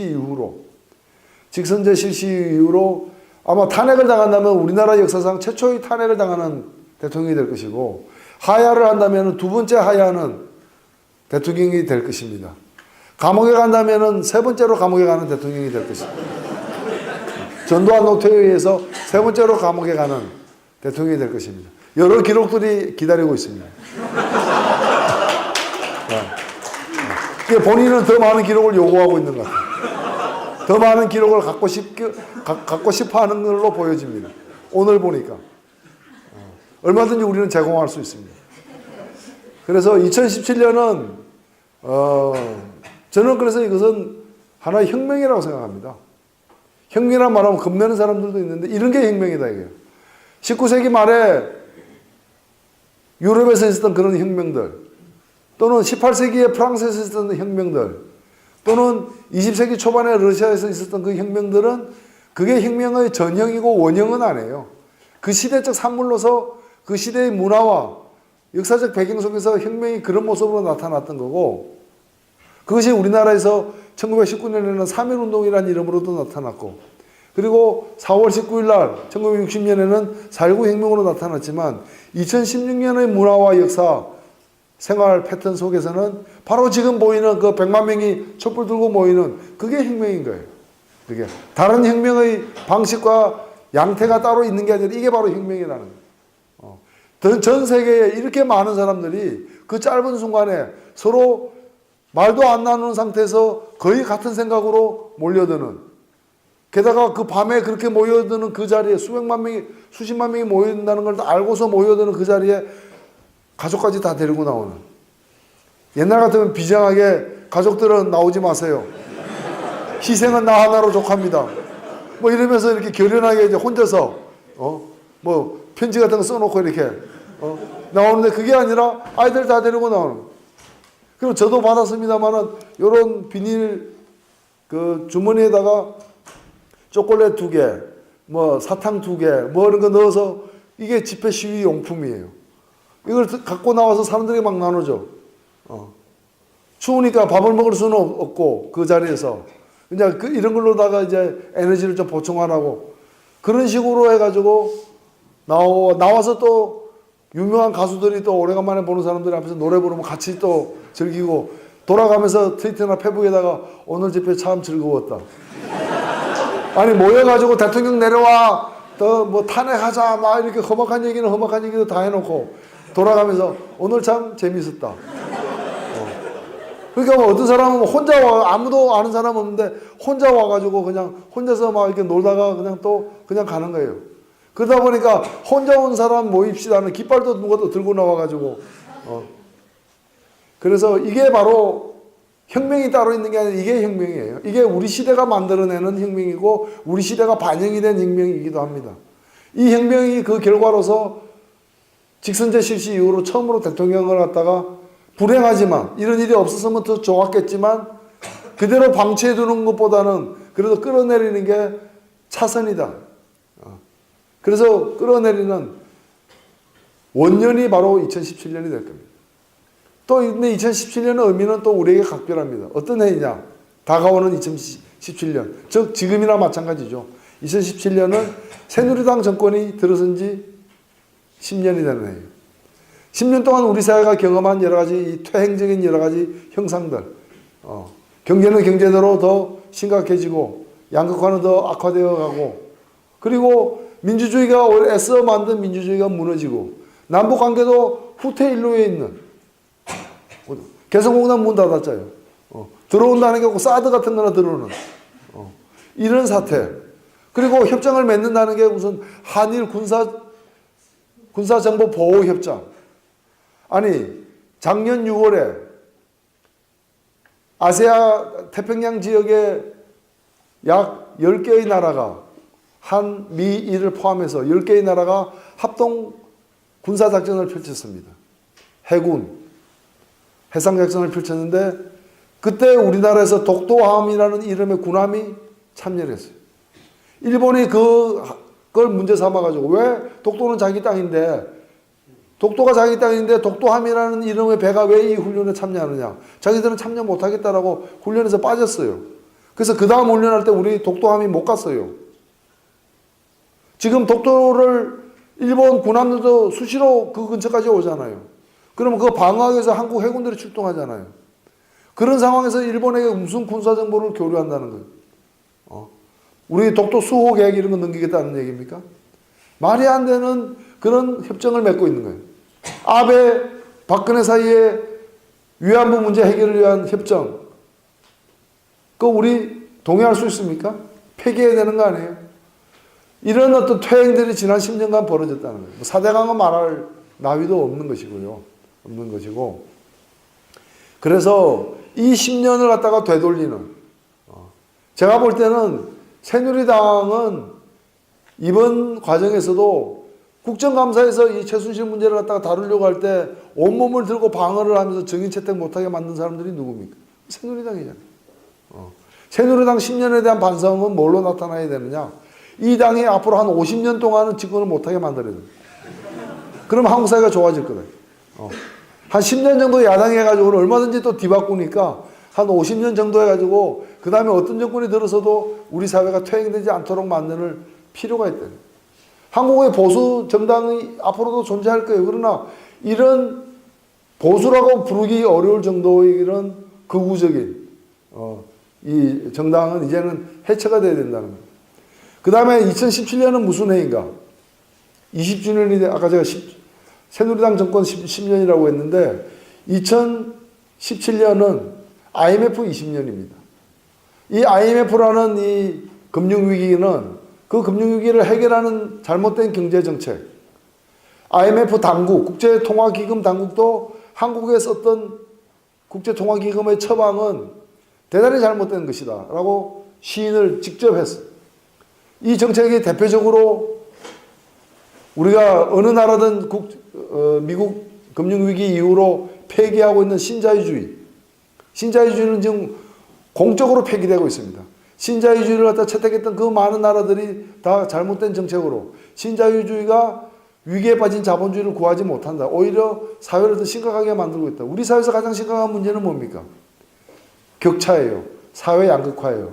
이번 20대 국회가 처음 출범을 하면서 원내에 4개의 정당이 있습니다. 여러분 아시다시피 새누리, 더민주, 국민의당, 정의당까지 4개의 정당이 있는데 이 4개의 정당의 원내대표들이 다 대표 원내대표들이 대표 연설을 했습니다. 근데 재미있는 게 새누리당 정진석, 그 다음에 더민주의 그 당시에 김종인 대표, 그 다음에 국민의당의 당시에 안철수 대표, 그 다음에 제가 이제 정의당을 대표해서 또 연설을 했습니다. 4사람이 연설을 했는데 연설의 내용이 보면은 우리 사회에 대한 진단과 해법이에요. 크게 봐서. 문제는 진단이 다 똑같다는 겁니다. 진단이. 이건 놀라운 일이에요. 대개 보면 진단부터가 다르고 해법은 더 다르는데 진단이 다 똑같아요. 그만큼 우리 사회 문제가 심각하다는 거예요. 진단이 다를 수 없을 정도로 심각하다는 거예요. 그 진단의 내용이 뭐였느냐? 격차 문제. 사회적 격차가 너무 벌어져, 경제적 격차가 너무 벌어져서 이 상태에서는 성장을 해도 성장의 성과가 고루 돌아갈 수가 없다라는 거예요. 그래서 지금 가장 중요한 거는 성장 이런 게 아니라 이 병든 구조를 바꾸는 저 격차를 해소하는 데 있다. 정진석 원내대표가 새누리당 대표가 연설을 하는데 40분 동안 연설을 하는데 앞에 한 15분이 진단인데 그 들으면서 저는 내가 할 얘기가 너무 똑같아요. 나는 뭘 얘기하지? 너무 똑같으니까. 그렇게 걱정했을 정도로 진단이 일치할 정도로 우리 사회가 누가 진단하더라도 심각한 사회 양극화. 이 사회 양극화는 어디서 출발했느냐? 바로 IMF부터 시작해서 출발했던 겁니다. IMF. 강자가 더 강해지고 약자는 더 약해지는. 그래서 이 지난 20년 동안 엄청난 변화가 있었던 겁니다. 사실 이것은 여러 가지 뭐 예로 설명할 수 있습니다만 예를 들면은 우리나라 기업들이 갖고 있는 부채의 총합 이 지난 20년 동안 반으로 줄었어요. 좋아진 거죠. 근데 우리나라 각 가정들이 갖고 있는 가계부채의 총합은 지난 20년 동안 4배가 늘었어요.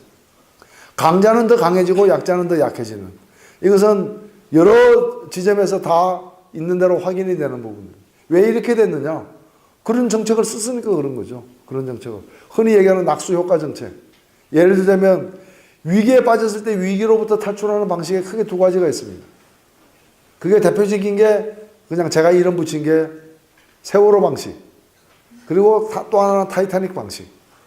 타이타닉에서는 위기에 빠진 배가 침몰하는 과정에서 구명정에 다 올라탈 수는 없으니까 일부만 올라탈 수 있으니까 순서를 정합니다. 그 순서가 뭐였죠? 여성, 노약자부터 태우잖아요.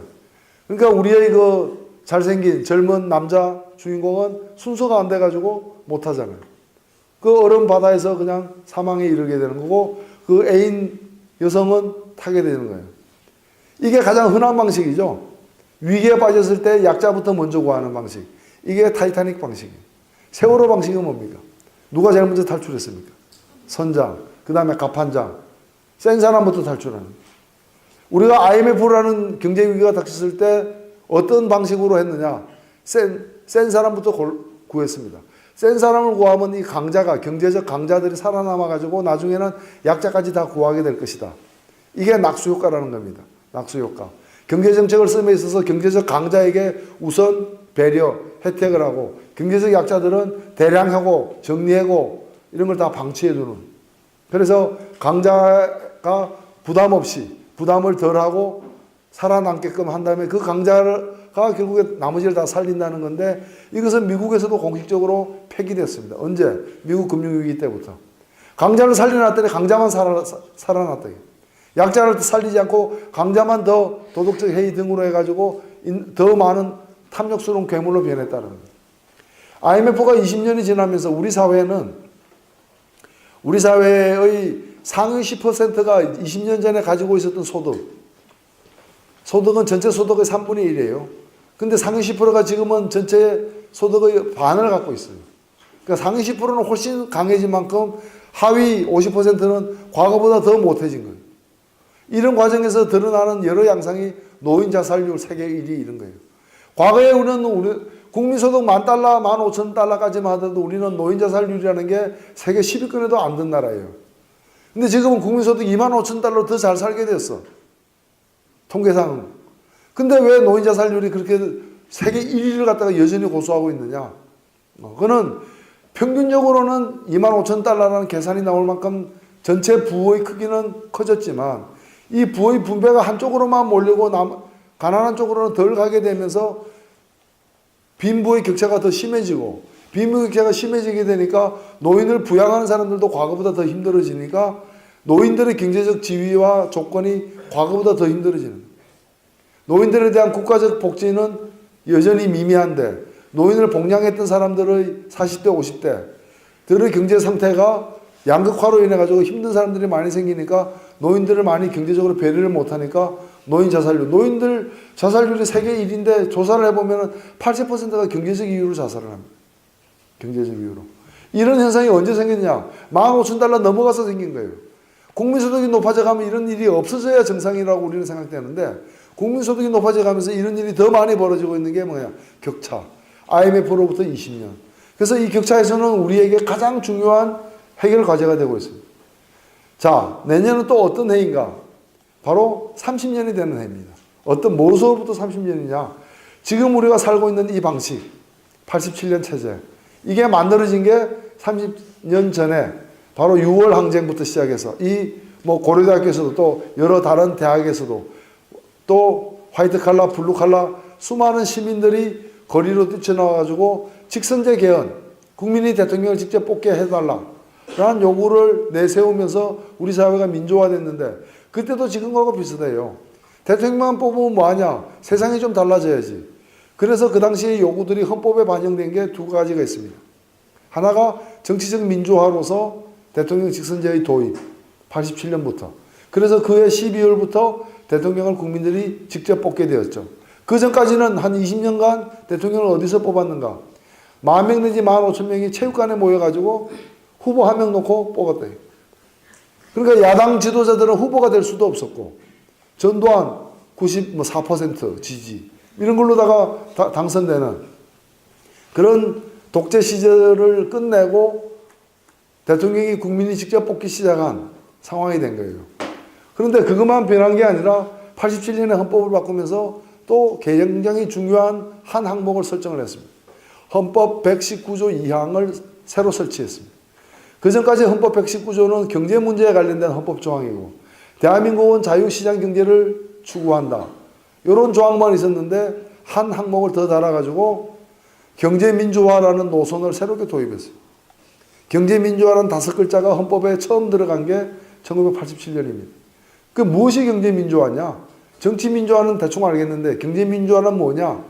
그게 경제민주화에 대한 개념 규정이 119조 2항에 들어가 있습니다. 균형 있는 경제성장. 경제성장이 무조건 좋은 게 아니라 균형 있게 해야 된다. 잘 사는 사람도 좀 좋아지지만 가난한 사람도 좀 나아지는 균형 있는 경제성장. 적정한 소득 분배. 아니 소득이라는 게 열심히 해서 많이 번 사람은 많이 벌고 적게 번 사람은 적게 버는 거지 적정해야 된다는 그 말은 뭐냐. 적정하지 않으면 안 된다는 얘기 아니냐. 적정한 소득 분배. 그 다음에 경제력 남용의 방지. 예를 들면은 롯데마트에서 통큰 치킨 돈이 많으니까 5,000원, 7,000원에 팔아야 될 원가 7,000원짜리를 5,000원에 팝니다. 그럼 손님이 엄청나게 많이 와요. 그럼 그 온 사람들이 좀 비싼 옷도 사가고 결과적으로는 이익이에요. 근데 이런 작전을 펼 수 있는 거는 경제력이 세니까 통큰치킨에서 손해를 봐도 다른 데서 메꿀 수 있으니까 하는 거예요. 근데 통닭만 딱 골목에서 팔고 있는 아줌마가 있다. 구멍가게가 있다. 여기는 7,000원짜리 통닭을 10,000원에 팔고 있는데 5,000원짜리로 손님이 다 몰려가면 망하잖아요. 5,000원짜리 흉내 내면 더 빨리 망하잖아. 이런 상황이 그러면은, 아니, 5,000원짜리로 5만원에 7,000원짜리로 5만원에 받는 것도 아니고, 그냥 깎아서 5,000원에 팔겠다는데, 그거는 자본주의 사회에서 내 맘대로 하는 거 아니냐? 그게 아니라는 거예요. 경제력의 남용이래. 예를 들면은 체력의 남용. 체력의 남용이 뭡니까? 폭행이잖아. 넘치는 체력을 주체할 수 없어가지고 남용했다. 체력의 남용. 그래서 누가 맞아가지고 쓰러졌다. 체력의 남용. 피해자 생겨. 경제력의 남용. 내 경제력 내가 쓰는데 그게 무엇이 잘못됐냐고 하지만 그 경제력을 남용함으로써 경제적 약자가 오히려 망하게 됐다면은 그거는 자제시켜야 된다 이거예요. 그게 경제력의 남용입니다. 예를 들면 그래서 외국 같은 경우에는 보면은 대형마트가 합법적으로 돈 버는데 누가 뭐라 그러느냐고 하지만은 사회적으로 보면 대형마트도 살아야 되지만은 그 옆에 있는 구멍가게도 사는 게 필요하다는 거예요. 그러면 대형마트의 경제력 남용으로부터 이 작은 구멍가게를 보호하기 위한 조치가 있을 수 있느냐? 있다 이거예요. 뭐가 있느냐? 영업시간 제한. 다른 나라에서는 입법화돼서 실시하고 있는 대형마트는 밤 8시부터 아침 10시까지 문 열지 마라. 영업시간을 제한하는 겁니다. 대형마트는 품목 제한. 우유, 콩나물, 계란 이런 걸 팔지 마라. 그럼 구멍가게에서 사다 먹게. 그래서 숨통을 튀게 만드는 겁니다. 그리고 대형마트는 진입 제한. 인구 30만 명당 하나를 허용한다. 그리고 10만 명 늘 때마다 추가 하나씩 넣을 수 있다. 그렇게 해서 대형마트가 모든 상권을 싹쓸이 하지 못하도록 그 작은 가게들도 살아남을 수 있도록 규제를 하는 거예요. 이런 규제가 바로 경제력 남용의 방지 이런 발상에서 나온 것들입니다. 이런 규제는 뭐 돌아가면 굉장히 많아요. 지금도 독일 같은 경우에는 큰 대형마트는 일요일날 아예 못 열게 돼 있습니다. 일요일날. 거기에는 구멍가게를 갖다가 보호하는 면도 있고 대형마트에 있는 사람들, 거기서 일하는 사람들을 보호하는. 그래서 작년에 독일의 대형마트 사장들이 헌법소원을 냈어요. 아니 일주일에 한 번 쉬면 됐지 그게 일요일이든 월요일이든 그걸 국가가 왜 간섭하냐. 독일은 아예 일요일날 못 쉬게 돼 있거든. 일요일날 쉬게 돼 있거든 강제로. 그래서 우리는 일요일날 손님이 많을 수 있으니까 월요일이나 화요일날 쉬겠다. 이게 허용이 안 되는 거예요. 그래서 언제 쉬느냐까지 국가가 간섭하는 거는 이거는 그 경제적 자유에 대한 침해다. 헌법 위반이다라고 소송을 했는데 독일 헌법재판소에서 이걸 갖다가 위헌이 아니다라고 결정을 내렸어요. 위헌은. 그 이유가 뭐냐면은 거기서 일하는 사람들의 어떤 노동권을 보호해야 된다. 아니 일주일에 한 번 쉬면 됐지 왜 꼭 일요일에 쉬어야 되느냐 하니까 그 헌법재판소에서 내린 판결에는 그렇게 되어 있습니다. 일요일 쉬는 거하고 월요일 쉬는 게 같으냐 이게. 우리 아이도 학교 안 가는 게 일요일이고 내 친구도 일요일 쉬는데 나는 그 대형마트에서 일하는 데서 일요일 일하고 월요일 혼자 쉬면은 내 혼자서 뭐 하냐 이거예요.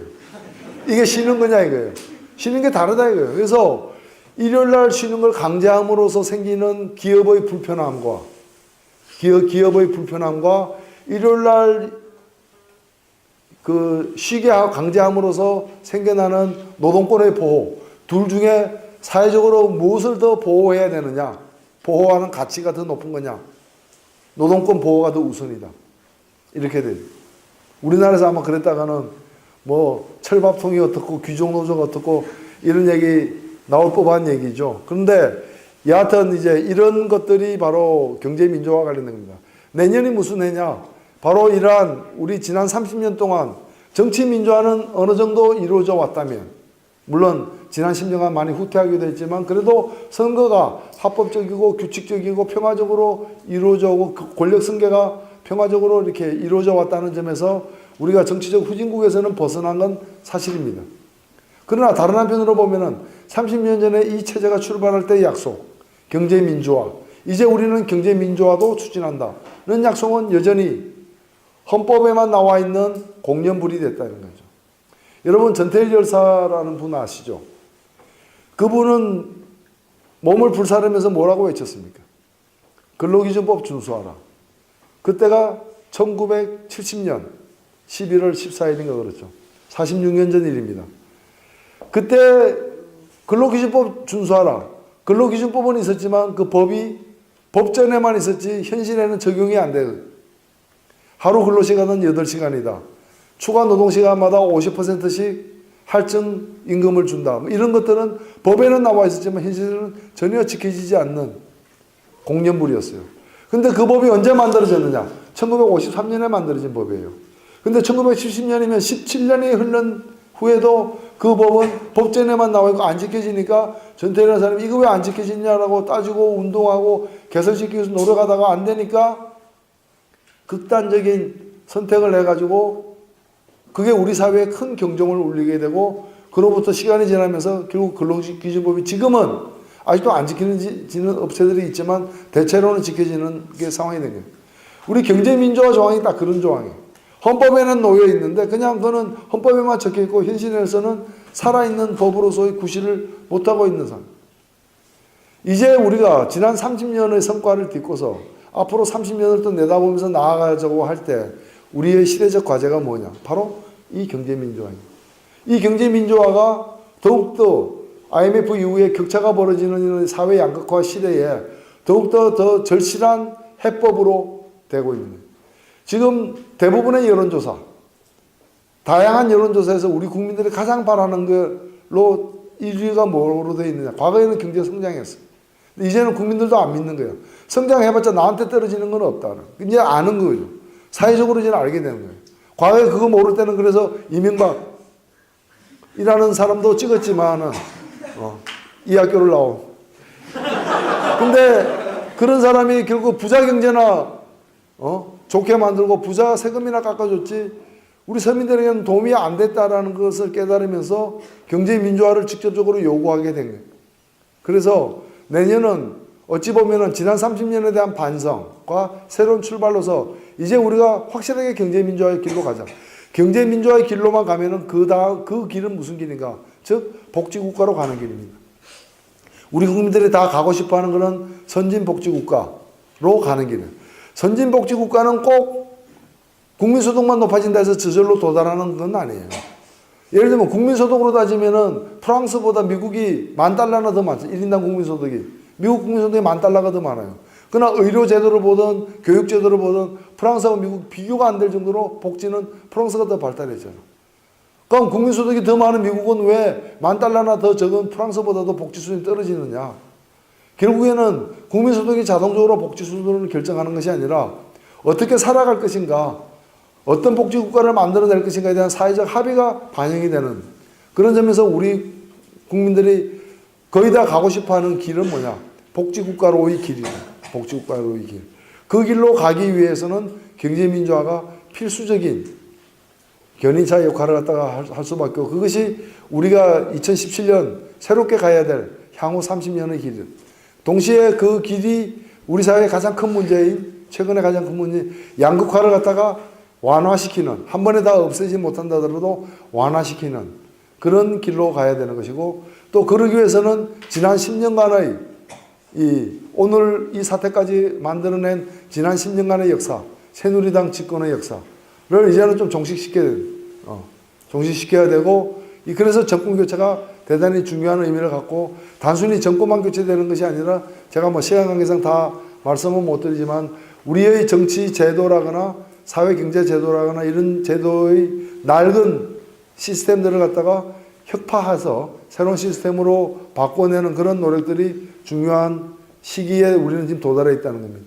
그래서 오늘의 저희 결론적으로 드리는 말씀은, 이 사태는 갑자기 일어난 어떤 스캔들처럼 시작되었지만은, 그리고 이 사태는 대통령의 거취 문제가, 우리 뭐 헌법 체계 속에서 가장 중요한 지위에 있는 대통령의 거취 문제가 핵심적인 어떤 국민적 요구이자 해결 과제로 등장하고 있기 때문에 더욱더 사회적 긴장이 지금 높아져가는 과정이지만, 우리가 좀 차분히 우리를 돌아보면은 지난 역사와 오늘의 상황과 앞으로 가야 될 그런 미래를 갖다가 전망을 해볼 때, 오히려 이것은 우리가 일부러 만든 사태는 아니지만 우연히 발생한 것처럼 보여지는, 물론 그 내막을 보면 필연적인 요소가 많지만 결과적으로 우연히 발생한 뜻밖의 일처럼 우리에게 다가오긴 했지만, 이것이 우리 사회가 안고 있는 지난 30년간 누적된 여러 문제들을 해결해 나가는 어떤 방향의 제시, 그리고 어떤 그 필요성에 대한 공감대를 갖다가 넓히는, 그리고 정말 좀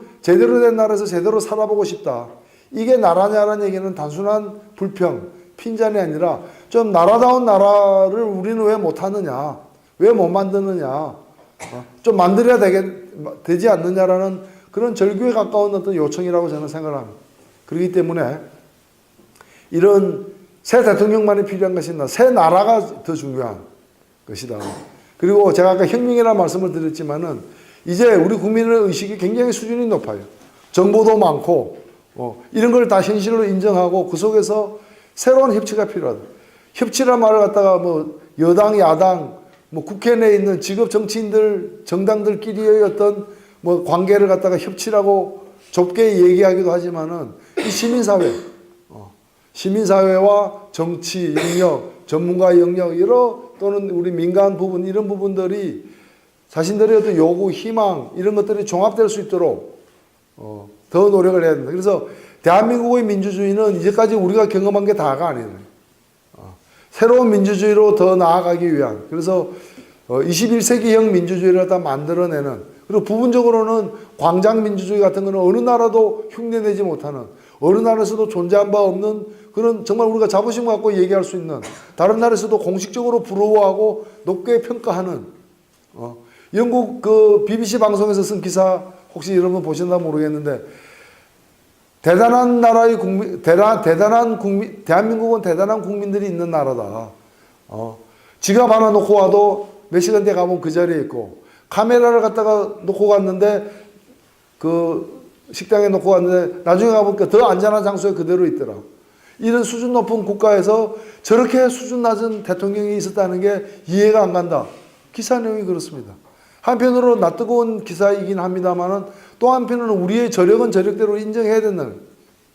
우리가 더 나은 민주주의를 구사할 수 있는 힘과 그런 소질을 기본적으로 갖고 있다는 거예요.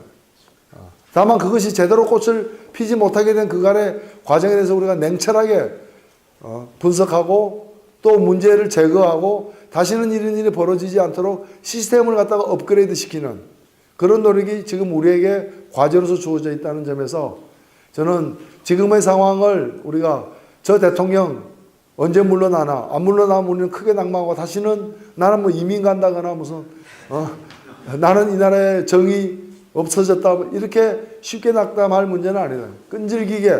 끈질기게 우리의 힘으로 더 나은 대한민국을 만들어 나가는 노력이 그리고 그 희망의 불씨를 살리는 것이 어느 때보다도 중요하다는 말씀을 마지막으로 드리면서 뭐 현 시국에 대한 저희 짧은 얘기는 여기서 마치도록 하고 혹시 부족한 게 있다면은 여러분들이 또 질문이나 또 의견을 듣도록 하겠습니다. 경청해 주셔서 고맙습니다.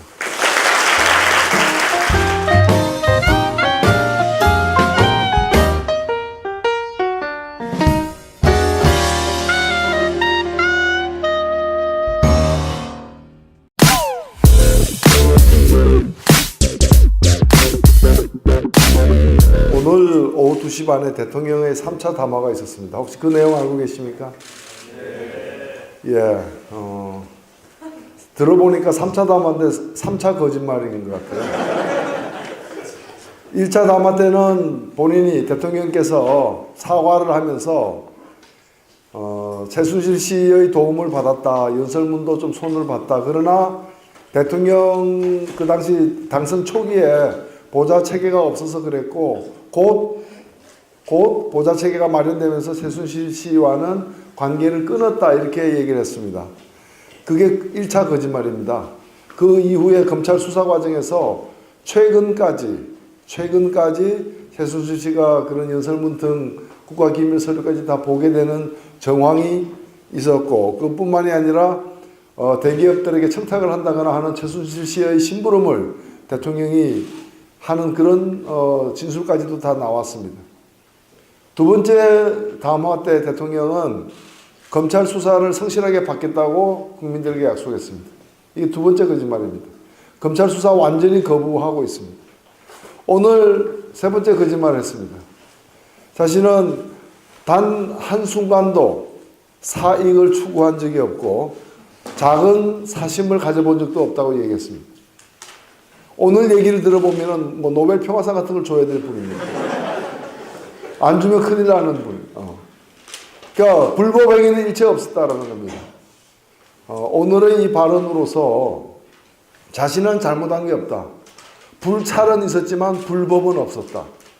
그러니까 자신이 죄를 짓지는 않았다는 겁니다. 그러니까 검찰 수사는 다 거짓말이라는 겁니다. 검찰 수사. 그리고 이건 더 나아가서 앞으로 탄핵을 받아서 헌법재판소 가게 될 때 헌법과 법률을 위배한 적이 없다라는 그런 해명과 변명으로 이제 되는 겁니다. 다만 있다면 뭐가 있느냐? 불찰이 있었다 이게. 불찰. 즉 자기 아는 사람이 잘못을 저지르는 것을 막지 못한 불찰은 있다 이게. 그러면 불법은 없고 불찰은 있는데 그 불찰 가지고 왜 물러나야 됩니까? 사실은 자기는 물러나야 될 이유는 없다. 그러나 여러분들이 나를 꼭 물러나게 만들려면 여러분들끼리 합의해라. 국회에서 합의하면은 임기 단축 등 방안을 정해주면 법에 따라 물러나겠다 이거예요. 그럼 국회에서 합의하라는 얘기는 뭐예요? 여야가 합의하라는 얘기죠. 새누리당하고 합의하라는 얘기입니다. 새누리당 지도부는 친박이죠. 친박하고 합의하라는 얘기예요. 친박하고 합의하는 얘기는 박하고 합의하는 얘기예요. 박이 누굽니까? 박근혜죠. 나를 물러나게 하려면 나하고 합의해라 이 얘기입니다. 그러니까 나를 물러나게 하려면은 내가 결재해야 된다. 내가 승인한 방식으로 하자라는 겁니다. 세상에 이게 사과입니까? 사과가 아니죠. 사과가 아니에요. 그러니까 한번 해볼 테면 해봐라 이겁니다. 방빼 하니까 배째 이렇게 응답이 돌아오는 그런 상황에 우리가 지금 직면해 있습니다. 그래서 오늘 저는 앞으로 어떻게 할 것인가 문제를 중심으로 해서 말씀을 좀 드리도록 하겠습니다. 그러기 위해서는 지금 우리가 겪고 있는 이 사태의 본질은 무엇인가 하는 걸 알 필요가 사실 있습니다. 먼저 지금 제가 지난주에 그 JTBC의 밤샘 토론인가요? 거기를 나갔었는데 그날 중앙일보가 발표한 여론조사가 있었습니다. 그 여론조사에 따르면은 우리 국민들 지금 이 순간 대통령이 탄핵이든 하야든 여하튼 물러나야 된다. 90%. 그 다음에 대통령의 임기를 다 채워야 한다. 2.2%. 그러니까 2%대 98%입니다. 이거는 우리나라 보수 진보가 2대 98입니까? 아니죠. 영남 호남이 이렇습니까? 아니에요. 노소가 나이 든 세대와 젊은 세대가 그렇습니까? 아니에요. 여야도 아니에요. 이런 98대 2라는 경이로운 통합성. 우리 국민이 혼연일치가 된 거는 처음이에요. 처음이에요. 제가 볼 때는 이건 박근혜 대통령은 잘 모르겠지만은 본인의 유일한 업적이에요.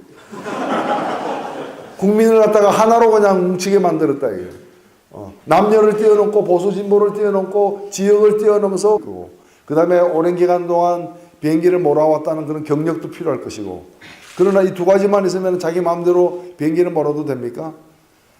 이륙할 때부터 착륙할 때까지 언제 바퀴를 집어넣고 내리고 고도를 어떻게 유지하고 항로를 어떻게 잡는가 이 모든 것은 매뉴얼이 다 나와 있어요. 자기 마음대로 운전하는 게 아니라 매뉴얼대로 비행기를 몰아야 되는 거죠.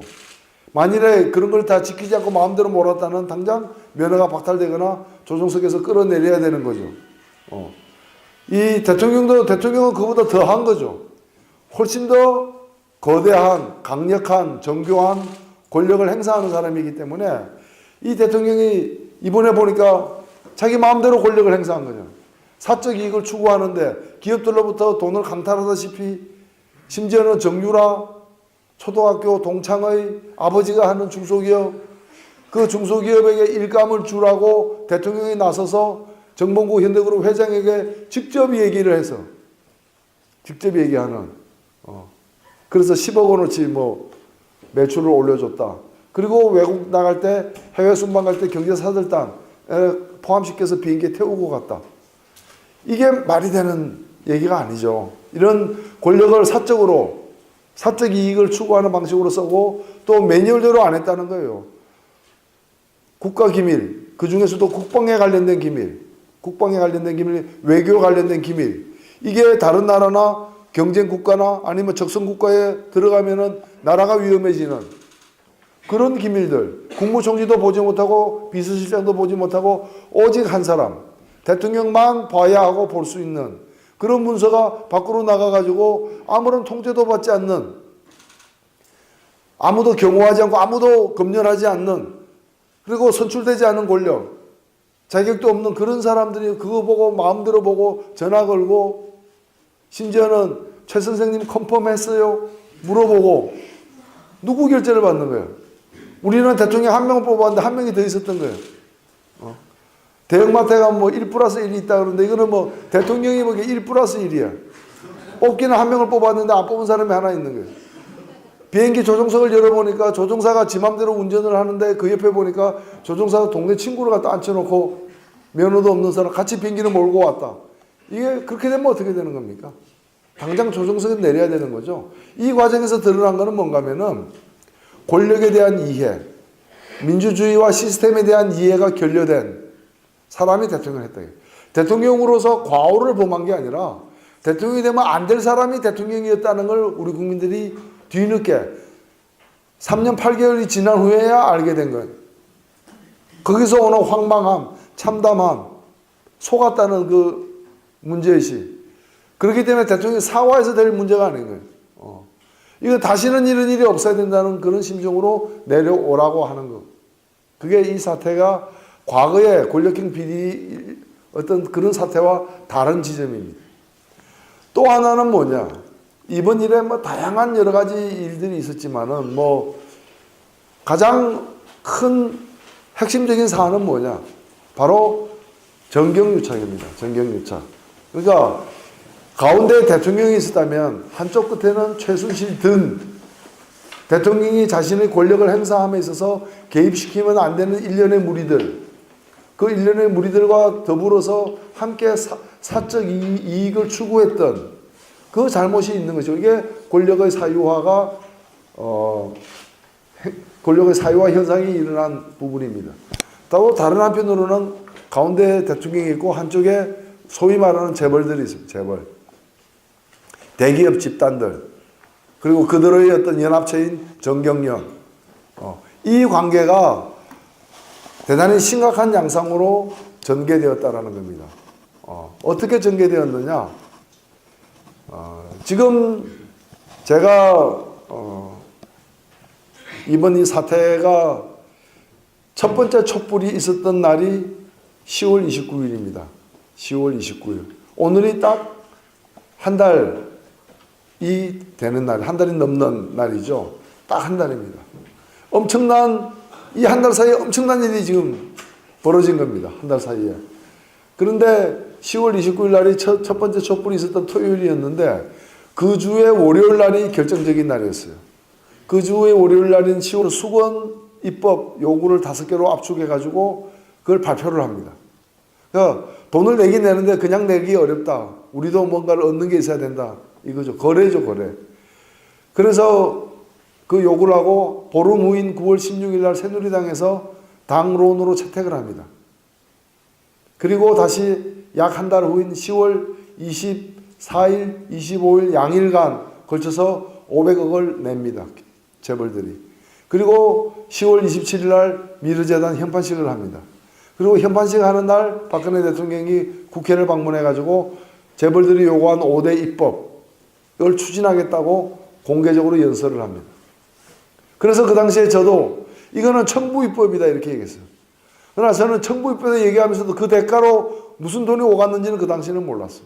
이번에 보니까 다 밝혀진 거예요. 이번에 보니까. 예를 들면은 삼성 같은 경우에는 이번에 돈을 제일 많이 냈어요. 두 재단에 삼성이 낸 돈이 204억이에요. 여기다가 더하기 35억. 정유라 말 사고 가르치는 코치 월급 주고 정유라 일행이 묵는 모텔 하나 사고 이거 하는데 35억. 35억을 들었어요. 근데 며칠 전에 보니까 여기 플러스 또 48억. 그래서 알려진 것만, 드러난 것만 도합 약 300억 정도의 돈을 썼어요. 많은 사람들이 이렇게 얘기합니다. 역시 삼성이 돈이 많으니까 많이 썼구나. 그리고 삼성은 마치 이런 표정입니다. 우리는 돈이 많기 때문에 많이 뜯겼다. 피해자다. 이런 식으로 지금 얘기를 하고 있어요. 검찰의 공소장에도 보면 피해자로 돼 있어요. 직권남용을 통해 가지고 돈을 강탈하다시피 가져갔고 재벌들은 안 내기 힘들어서 냈다. 롯데님은 다 들어가서 그 진술을 그렇게 했어요. 과연 삼성은 피해자인가? 저는 아니라고 생각됩니다. 그건 뭐냐? 동업자다 이게. 공범관계다 이게. 뭐냐? 뇌물을 주고받았다. 돈을 강제로 뜯긴 가해자와 피해자가 아니라 뇌물을 주고 그 대가를 받은 공모관계에 있고 공범관계에 있다 이게. 뇌물죄를 가지고서. 그럼 삼성은 무엇을 얻었느냐? 삼성은 무엇을 얻었느냐? 대표적인 게 삼성은 그 당시에 어떤 일이 있었느냐? 삼성은 이건희 씨로부터 이재용 회장, 부회장으로 승계를 하는, 경영권을 승계하는 과정에 아직도 있습니다. 여기서 필요한 게 자기들이 일정한 삼성전자 지분을 가져야 됩니다. 삼성전자 지분을 갖기 위해서 삼성전자 지분을 갖고 있는 제일모직 그리고 삼성물산을 갖다가 통합시키는 과정에서 제일모직이 갖고 있는 삼성전자 지분이 자기들에게 필요했던 거예요. 근데 이걸 갖다가 지분 가질 수 있죠, 사실은. 정당하게 돈 주고 사면 되죠. 근데 이걸 갖다가 싸게 사기 위해서 삼성전자 지분을 갖고 있는 삼성물산의 가격을 후리친 거예요. 싸게 매긴 거예요. 싸게. 얼마나 싸게 매겼느냐? 한 3천억 정도 싸게 매겨버린 거예요. 근데 그러면 삼성물산의 대주주가 국민연금이에요. 11%를 갖고 있어. 삼성물산에. 그러면 이걸 3천억 싸게 팔면은 바로 국민연금이 3천억 손해를 보는 거예요. 그럼 국민연금이 바보가 아닌 다음에야 그걸 3천억 싸게 팔면 안 되는 거죠. 근데 결과적으로 3천억 싸게 팔았어요. 그럼 그 국민연금에게 싸게 팔도록 강요한 그 위에가 누구냐 이거죠. 지금 그게 안종범 등이 그걸 싸게 팔도록 하고 이사장도 바꾸고 다 작업을 한 겁니다. 결국에 삼성이 역시 삼성이에요. 역시 삼성. 다른 기업들은 그냥 뜯겼는지 몰라도 삼성만큼은 300억 내고 3천억 벌은 거죠. 이런 장사가 어디 있어요. 그러니까 이거는 불법 거래예요, 거래. 이 정경유착이 왜 문제가 되느냐? 왜 문제가 되느냐면요. 자, 이거 비교해보면 이렇게 됩니다. 그럼 정경유착 말고 건강하게 문제를 푸는 방법이 있느냐? 있습니다. 어떤 거냐? 세금을 내면 돼요. 제가 그 법인세 인상안을 냈습니다. 법인세 인상안. 그걸 가지고 법인세를 갖다 인상하게 되면은 약 5조 6천억 정도 우리나라 대기업들이 세금을 더 내게 됩니다. 1년에 5조 6천억 정도 세금을 더 내게 되는데, 만일에 세금을 내는 방식으로 돈이 모아 6월 24일 날 밤에 JTBC에서 문재인 태블릿 PC 그 대통령의 연설문이 밖으로 흘러나갔고 그걸 최순실 씨 같은 상상할 수 없는 그런 인물들이 그걸 보고 있었다라는 그 엄청난 뉴스가 10월 24일 날 보도가 되었고, 그 주 말에 촛불이 이제 처음 광장에서 열리게 된 겁니다. 그런데 바로 그 전주 10월 21일 그날에 제가 기억하는 이유는 뭔가면 그날 제가 국회 윤리위원회에 제소될 뻔했던 날입니다. 그날이 2016년 국정감사 마지막 날이었고, 그 국정감사 마지막 날 대통령 비서실 즉 청와대를 감사하는 날이었어요. 그래서 청와대 비서실장 대통령, 그 다음에 지금 구속되어 있는 안종범, 그 다음에 불려갔다 나온 문고리 3인방 중에 한 명인 그 비서관 뭐 이대만 뭐 등해서 틀렸나요? 그런 사람들이 쭉 국정감사를 받고 있는데, 그 자리에서 제가 처음으로, 그때까지만 하더라도 최순실 게이트였어요. 다들 최순실을 갖다가 규탄하고 최순실을 질문하는데, 저는 이것은 박근혜 게이트다. 주범은 박근혜다. 탄핵 사유가 될 수 있다. 그리고 이것은 자발적인 헌금이라고 대통령은 얘기했는데, 사실은 이것은 강제 모금이다. 그리고 이 모든 것을 갖다가 대통령이 처음부터 K스포츠재단, 미르재단 다 처음부터 이 재단을 만드는 데 관여했고, 돈을 모아내는데 주도적으로 이끌었고, 사업이 어떻게 진행됐는지 이것이 최순실 등의 일당에 의해서 변칙적으로 사업 진행되는 걸 다 알고 있었고, 그러니까 대통령이 이 사태 전체의 어떤 주범이다라는 걸 갖다가 얘기를 하면서, 그런데도 본인은 잘못했다고 생각 안 하고 있으니까 이것이야말로 죄의식 없는 확신범 아니냐, 이렇게 얘기를 했습니다. 난리가 났습니다. 대통령 비서실장이 원래 국회의원이 막 이렇게 세게 얘기하면 그냥 다소곳이 들어야 되는데 그게 정상인데, 대통령 비서실장이 방금 저보고 방금 뭐라 그랬느냐, 대통령을 이 사태의 머리라 그랬느냐, 우두머리, 그리고 대통령을 갖다가 확신범이라 그랬느냐, 그 말 취소해라. 그 다음에 일련의 그 새누리당 의원들이 다 일어나가지고 한마디씩 사과해라, 취소해라, 윤리 제소하겠다. 그저 내가 무슨 뭘 잘못했냐, 오히려 사실을 나는 얘기했을 뿐이다 거부를 했고, 윤리 뭐 제소한다고 이제 그쪽에서 얘기를 했습니다. 그게 이제 10월 21일입니다. 제가 박근혜 대통령이 사실상 주범이라는 얘기를 처음 했던 날입니다. 그리고 일주일 후에 이제 촛불이 들기 시작했는데, 이번 제가 왜 그런 얘기를 했느냐, 이게 그 뒤에 다 밝혀졌지만은 어찌 보면 가장 대형 정경유착이라고도 볼 수 있습니다. 실제로 보면은 미르재단이 만들어진 것은 작년 2015년 10월 27일 날 현판식을 했습니다. 근데 이 미르재단에 돈을 갖다가 한 500억 정도를 모아냈는데, 그거는 어디서부터 시작됐느냐, 그 해 작년에 7월 24일 날 대통령이 재벌 총수 7명을 갖다가 이틀에 걸쳐서 만납니다. 한 명 한 명씩 독대를 합니다. 만나서 돈을 달라고 얘기. 이건 다 재벌 총수들이 이번에 검찰에 불려가서 진술한 겁니다. 각 재벌마다 30억, 40억씩 돈 내놔라 해가지고 재벌들이 대통령이 내놔라고 하니까 대통령이 내놔라 하면 그게 순수한 권유입니까? 우리가 시장에서 조그마한 가게 장사하고 있는데 그 시장을 누비고 있는 덩치가 이렇게 크고 온몸에 문신투성이에다가 칼자국도 이렇게 선명한 그런 덩치들이 어깨들이 와가지고 시장의 평화를 위해서 협조하시죠. 우리 시장의 발전을 위해서 가게당 100만 원씩 내면 좋겠다 이러면 그게 협박이지 위력에 의해서 강제로 모금하는 거잖아요. 그렇게 해서 돈을 갖다가 모았습니다. 근데 그 과정에서 정경련이 한 달 후에 정경련의 이름으로 5가지 요구를 합니다. 성과 연봉제, 즉 성과대출제, 쉬운 해고, 대체근로제, 재벌들의 혼연일체게 되게 만든 그러나 유일무이한 업적. 이제 이 사태가 그럼 왜 이렇게 됐느냐? 그 중심에 대통령이 있기 때문입니다. 사실은 우리가 권력형 비리 많이 겪어왔죠, 사실은. 많이 보아왔습니다. 특히 대통령과 연관된 권력형 비리 과거에도 없지 않았어요. 그러나 그 연관이라는 게 되게 보면은 대통령의 못난 형, 못난 아들, 못난 친인척들이 꿰매 빠져가지고 일시적으로 무력에 어두워가지고 크고 작은 어떤 그런 비리에 연관되어가지고 재판을 받거나 심지어는 감옥까지 가는, 대체로 아들들은 감옥을 많이 갔어요. 모든 아들들이 감옥 간 건 아니지만은 그런 일들이 이제 있어 왔고 우리의 아픈 역사가 되어 있습니다만은 이번 사건하고 비교할 바는 아니다 이거. 왜? 이번 사건은 대통령 자신이 주인공이라 이거. 주범이란 얘기죠. 주범. 과거에는 보면 대통령이 직접 연관된 건 아니었어요.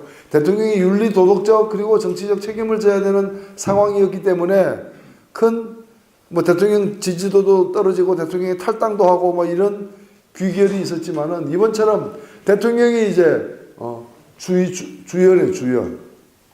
근데 가만히 보면 주연만이 아니에요. 감독도 했어. 그리고 보니까 제작까지 한 거예요. 다 한 거예요. 엑스트라 빼고 다 했다 이게. 그게 이번 사건의 실체입니다. 그럼 대통령이 뭘 했느냐?